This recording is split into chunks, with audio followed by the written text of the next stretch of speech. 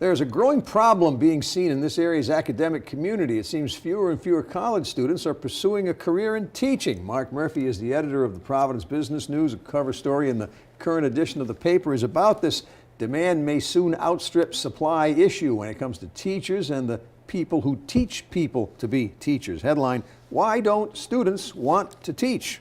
Okay, we'll start there.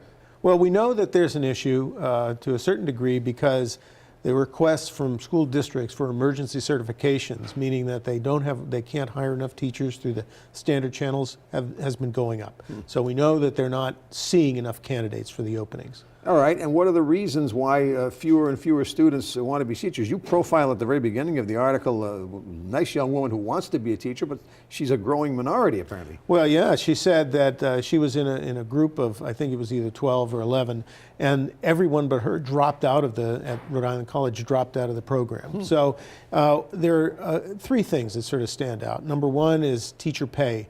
And it's not quite what I think a lot of people assume it is. I mean, nationally, you remember within the last year, you had these massive strikes in Oklahoma and West Virginia for people not being paid. The one now in Los Angeles, the nation's second largest school district. Right.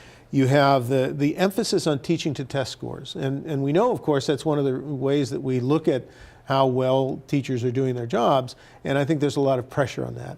And the last one is that the curricula for becoming a teacher has become more difficult over time. There have been adjustments, and some folks say, and we talked to various education educators, and they said that in some cases the requirements for a teacher at their school are much more difficult than a standard, say, liberal arts degree. Here are some numbers from the article in the Providence Business News. Rhode Island College down 121 in terms of students graduating with a teaching degree. PC down 91. Then we have Johnson & Wales down 36. Same thing with URI down 36. These are not all from the same year in some cases, but this I think still illustrates that the number of people who want to be teachers is dropping. Well, in the last decade, if you sort of crunch all the numbers and add them together, and in some cases we don't have all the data, but if you average out things, there are probably about 175 fewer teachers in the region being produced by the schools. And so now it's difficult to know whether this is actually a problem in a sense or not, because there's no real data as to how big the student bodies are.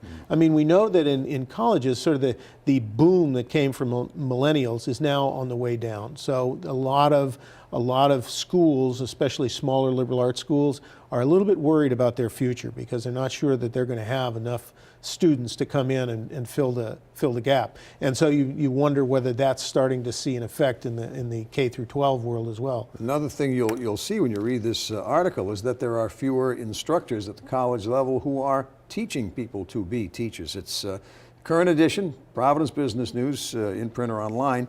And we thank you, Mark Murphy, for joining us. Thank you, Frank.